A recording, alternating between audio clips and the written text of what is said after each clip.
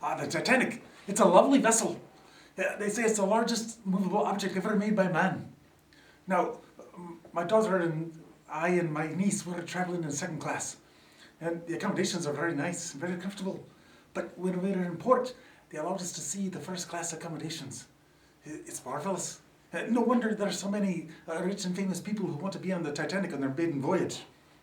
But, to me, the Titanic is just a means to an end. Because I'm going to Chicago to preach at Moody Church. I was there last fall. And what was supposed to be just a couple of days of meetings stretched out into several weeks because the water was moving so much. It was a marvelous thing to see.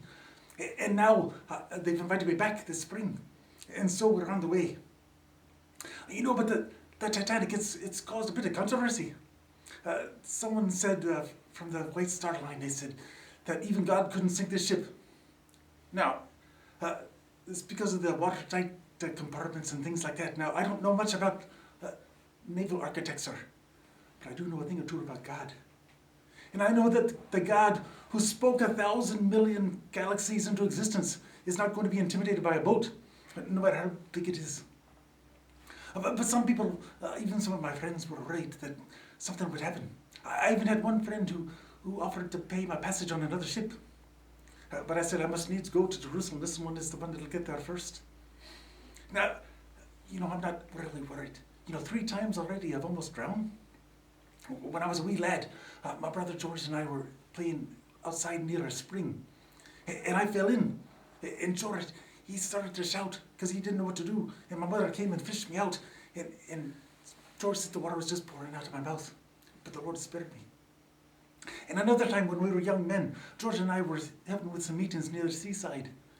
And we thought we'd never been in the sea before, so we thought we'd take a dip. Now, I can't swim a lick, and George is not much better. And as we were splashing about, we noticed we were getting farther and farther from the shore. And we started to shout for help, but there was no one to hear. No one except God, of course. And as we were splashing and trying to stay afloat, somehow we found ourselves back to shore.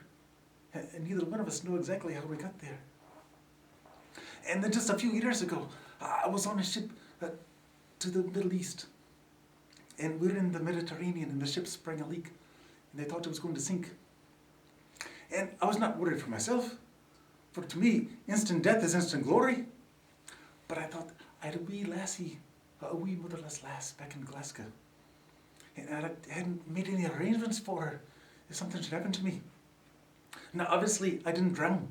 And when I got back to Scotland, I asked my brother George if he would take care of my daughter if something happened. Of course, he readily agreed. Of course, now she's with me on the ship as we're going to Chicago. I love preaching the gospel. I asked the Lord to give me eyes to see people as He sees them. And He sees people in 2 classes. Those who are saved and those who are lost. And He's given me a true burden to preach the gospel, not just from the pulpit, but in every walk of life. Even here on the ship, I've had the opportunity to speak to several people. One of them was one of the sailors on the ship. And I spoke to him about his soul, and he scoffed, as many young men do, thinking they'll live forever. And I pointed out to him that you don't know what tomorrow brings. None of us is guaranteed tomorrow.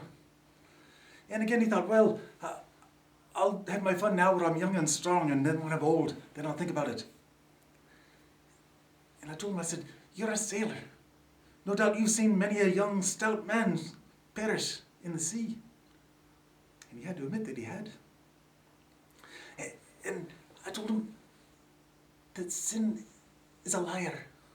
It lies to you.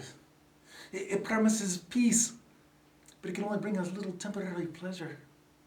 It promises happiness, but it can really only give distraction. And then in the end, while it's destroyed your mind and your soul and your body, you're left with nothing but regret. And I think the Lord was starting to work on him a bit. I saw him soften just a touch. But it's for all of us, wherever we are, to ask the Lord to give us eyes to see people. On this ship there are many that are pearls and furs. And there are others in the baggage compartment who have barely enough pants that hold together. We can't judge people by their outward appearance. We have to look at their heart and ask God to give us the eyes to see them as He sees them. So whether they're a millionaire or a poor carpenter or a workman, all of them need the Lord equally. And we need to be diligent to express ourselves and express and share the gospel to each of them. You know, I think, if you'll excuse me, I think I see that sailor. I'm going to have another word with him.